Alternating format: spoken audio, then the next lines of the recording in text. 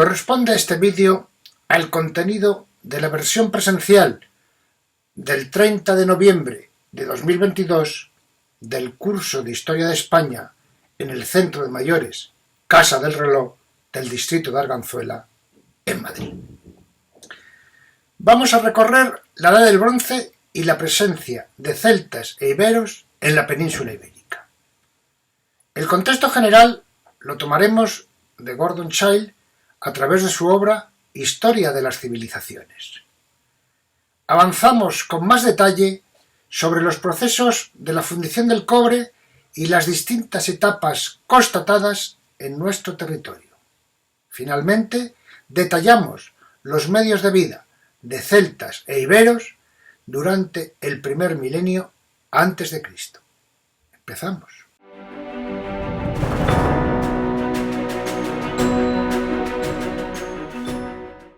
Comenzamos esta sesión apoyándonos en Los orígenes de la civilización, obra del prehistoriador australiano Gordon Childe, que ya hemos tratado en anteriores sesiones. Vamos a desarrollar a continuación 4 ítems fundamentales de su obra relacionados con las edades del bronce y otros metales: el nacimiento de las ciudades y los rápidos inventos trascendentales, las ventajas del metal sobre la piedra, el trabajo con los metales, los robos, la guerra, la superioridad de los metales y el descubrimiento de la esclavitud, algo fundamental. Y por último, las civilizaciones del aluvión dependían de la importación de materias primas del exterior. Gordon Childe explica en principio el nacimiento de las ciudades y los rápidos inventos trascendentales. La revolución neolítica, dice, constituye la culminación de un largo proceso. Entre los años 6000 y 3000 a.C., el hombre aprendió a aprovechar la fuerza del toro y la del viento, inventó el arado, el carro de ruedas y el bote de vela. Descubrió los procesos químicos necesarios para beneficiar los minerales de cobre y las propiedades físicas de los metales, y empezó a elaborar un calendario solar preciso. De este modo se encontraba habilitado para la vida urbana y tenía allanado el camino hacia la civilización, la cual requiere de la escritura, que es el comienzo de la historia, como ya les he comentado varias veces, del procedimiento de computar, de establecer patrones fijos de medidas, como instrumentos de una nueva manera de transmitir el conocimiento y, por qué no decirlo, de la propiedad. Asimismo, nos destaca las ventajas del metal sobre la piedra y el trabajo con los metales. El trabajo de los metales, explica Gordon Childe, implica dos grupos conjuntos de descubrimientos: que el cobre, cuando es calentado, se funde y puede vaciarse en cualquier molde deseado, y que al enfriarse se hace tan duro como una piedra y se le puede sacar fila tan buena como a esta. Y segundo, que este metal resistente, cortante y rojizo se puede producir calentando ciertas piedras o tierras cristalinas, poniéndolas en contacto con el carbón vegetal. Sobre los robos, la guerra, la superioridad de los metales y el descubrimiento de la esclavitud, señala Gordon Childe. En general, se tiene que admitir que hubiera incursiones bélicas de parte de pueblos nómadas o desarraigados. Asimismo, es igualmente necesario admitir la existencia de defensas organizadas hasta cierto grado en contra de tales incursiones. El ganado y el grano robado a los campesinos sirven también como sustento como el criado y cultivado por propia mano. Por lo tanto, la protección de los cultivos y de los rebaños en contra de los merodeadores constituía una parte de la economía comunal tan importante como la siembra de los campos y el cuidado del ganado.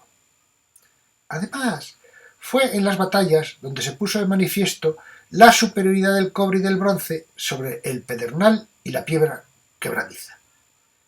A más de esto, la guerra dio oportunidades excepcionales a los individuos prominentes para demostrar valor y actitud para dirigir, ganando así prestigio y autoridad.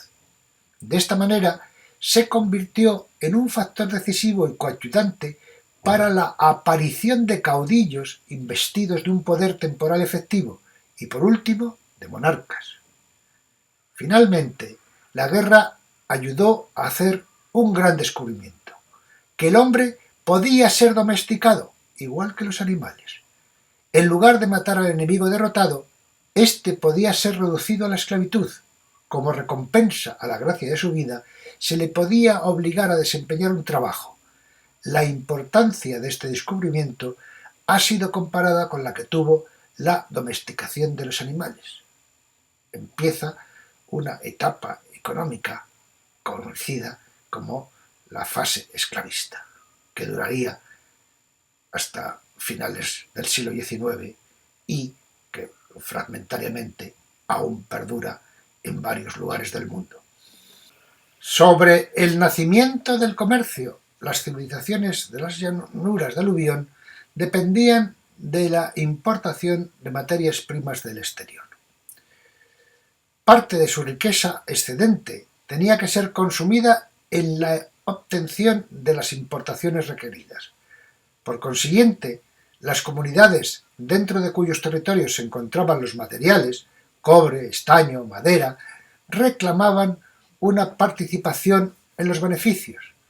Esto se inicia como trueques, pero es el origen del comercio a gran escala. Observen ese mapa del Antiguo Egipto y cómo en el delta del Nilo y en el curso del Nilo, las zonas más fértiles, no había prácticamente minas de cobre. Esas se situaban en el Sinaí o en las orillas del Mar Rojo. Los habitantes de esas zonas áridas, montañosas, intercambiaban sus minerales de cobre con el trigo, la cebada, que se estaba produciendo en el delta. Unos y otros se necesitaban. Comercio. Lo que denominamos Edad del Bronce es el periodo de la prehistoria en el que se desarrolló la metalurgia de este metal, resultado de la aleación del cobre con el estaño. La tecnología relacionada con el bronce fue desarrollada en el Próximo Oriente a finales del cuarto milenio a.C., fechándose en Asia Menor antes del 3000, y en la antigua Grecia se comenzó a utilizar a mediados del tercer milenio a.C. Hacia la mitad del tercer milenio a.C., en el ámbito del mar Egeo, se detecta una clara continuidad con el periodo anterior, el Calcolítico o Edad del Cobre. Observen en esta ilustración una recreación sobre el proceso de trabajo a finales de la Edad de Bronce. La operación aquí representada muestra la fusión de bronce con lingotes de cobre y estaño. El hogar es un simple hoyo excavado en el suelo, en el que se deposita un crisol de arcilla refractaria cubierto con carbón incandescente. El fuego se aviva por medio de tubos de barro conectados a un fuelle que descansa sobre la tierra. En primer lugar, se utilizará un molde de espada. Las lajas de piedra están talladas en la forma del objeto deseado, para que el exceso de metal y los gases escapen hacia el exterior. Se observan asimismo moldes bivalvos, todavía humeantes, que se han llenado del metal fundido. Les invito ahora a que vean un vídeo de poco menos de 5 minutos del escultor sevillano José Manuel Díaz Cerca, que ha investigado los orígenes de la fundición del cobre y lo ha desarrollado de forma experimental con los mismos métodos y materiales con los que contaron nuestros antepasados de esta época. La Edad del Bronce en la península ibérica. A mediados del tercer milenio a.C. hay dos penetraciones hacia nuestro territorio de pueblos que reemplazan al 40% de la población anterior y se funden con ella. Por una parte, a través de los Pirineos o de sus laterales, llegan pastores de las estepas de Europa del Este. Desde África, desde el norte de África, a finales del tercer milenio, llegan africanos. En un mapa genético elaborado por Harvard y el Consejo Superior de Investigaciones Científicas, recorre los 8.000 años de la península ibérica y constata detalles interesantes. Como dato más antiguo, el estudio documenta la presencia en el Camino de las Yeseras de Madrid de un individuo del norte de África que vivió hace 4000 años. Edad del Bronce Antiguo, 2250 a 1900 a.C. en la península ibérica. Se constata en el sureste peninsular en que comienza a desarrollarse la denominada cultura argárica, en el Algar, Almería, una de las que alcanzaron mayor relevancia en Europa durante la Edad del Bronce. Los asentamientos argáricos se emplazaban normalmente en lugares estratégicos y de fácil defensa, lo cual hacía poco necesarias las estructuras defensivas, aunque también se han encontrado poblados en llanos. La producción de cada poblado estaba especializada, y así se han excavado explotaciones mineras, agropecuarias y poblados orientados hacia la metalurgia.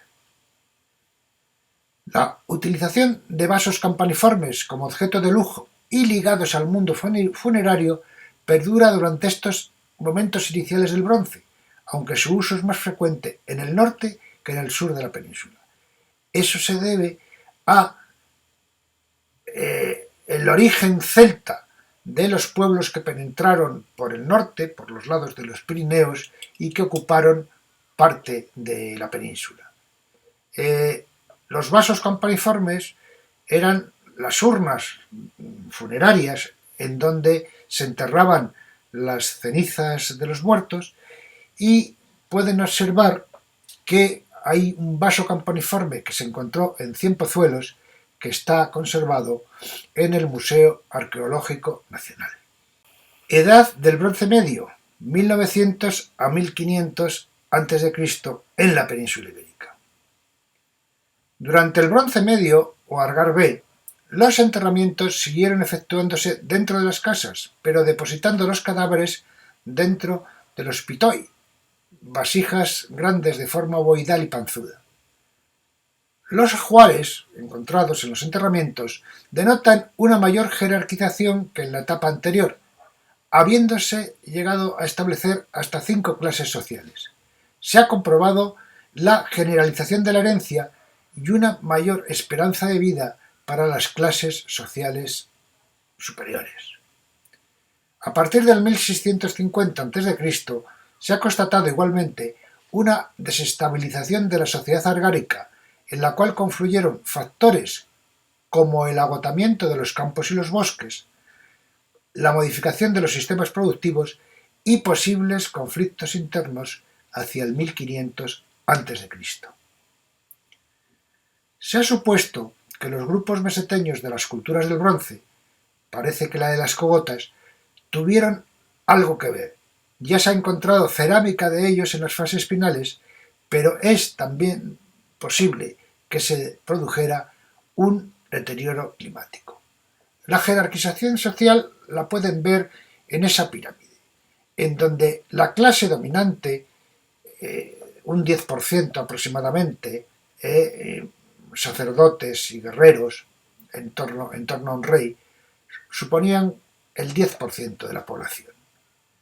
Luego había una serie de súbditos con derechos, que representaban en torno al 50%. Y finalmente, en el eslabón inferior se encontraban los servidores y esclavos, que eran como el 40% de la población de estas comunidades.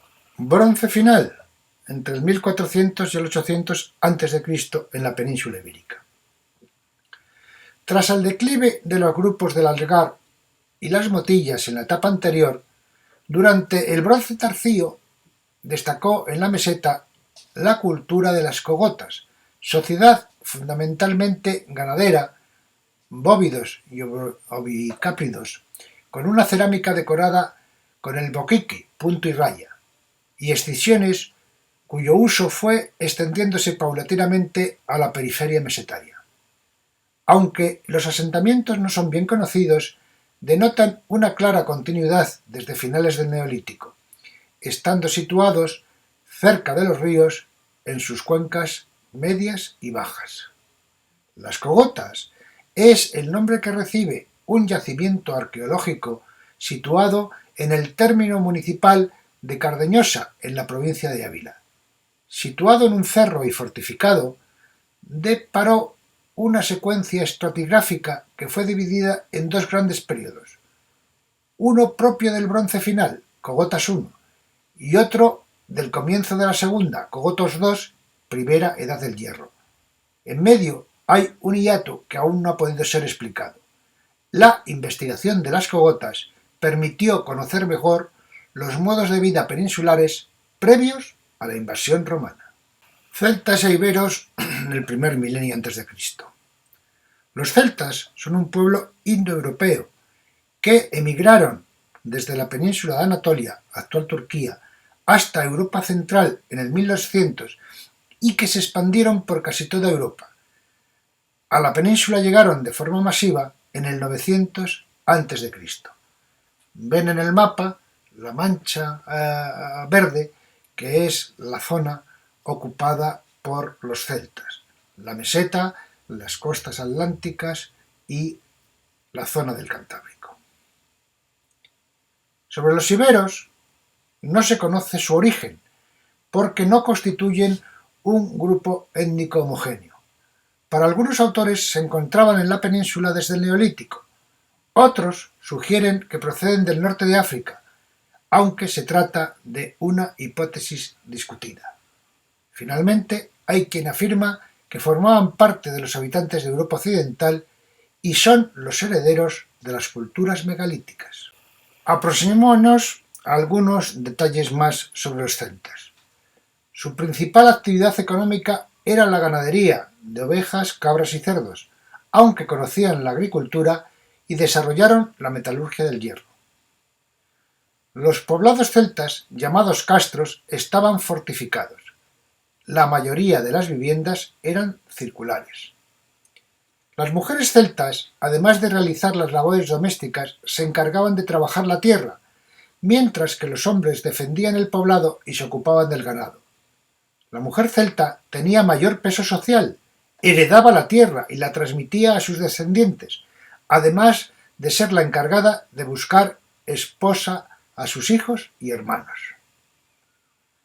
Para los celtas, las principales dioses eran Endobelico y Ataecina, y creían que se comunicaban con las personas a través de los sacerdotes, a quienes transmitían sus mensajes.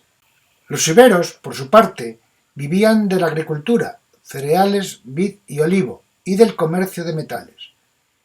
Entre los iberos se otorgaba gran importancia a las actividades artesanales, cerámica, orfebrería.